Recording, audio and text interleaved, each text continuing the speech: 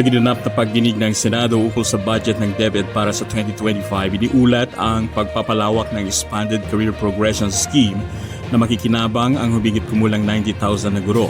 Ayon kay DepEd Secretary Sonny Angara, ang sistemang ito ay magbibigay ng mas maraming oportunidad na promosyon mula Teacher 1 hanggang Master Teacher 4 na makukuha ang pag-angat ng kanilang karera. Kasama sa inisyatibong ito ang pagtaas ng 50,000 sahod ng mga guro na tugon sa matagal ng hiling ng sektor upang mapataas ang moral at mabawasan ang pag-alis ng mga guro mula sa serbisyo. Ang mga guro na masisiyahan sa ganitong mga hakbang ay naasahang magpapakita ng mas mataas na antas ng pagganyak at kasanayan na magiging kapakipakinabang para sa kalidad ng edukasyon ng bansa.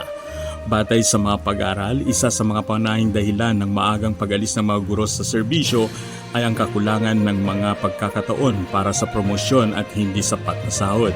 Ang Career Progression Scheme ay dinisenyo upang lumikha ng bagong antas ng promosyon batay sa merito at performance na planong ipatupad sa loob ng ilang taon. Ipinahayag din ni Senator Risa Ontiveros ang kanyang suporta sa programa, binigyang diin ang kahalagahan ng mga reforma upang mapataas ang kalidad ng edukasyon. Binanggit niya na ang edukasyon ay mahalaga para sa pagtataguyod sa bansa, kaya't kinailangang tiyakin ang mga guro ay may tamang sweldo at pagkakataon para sa paglago.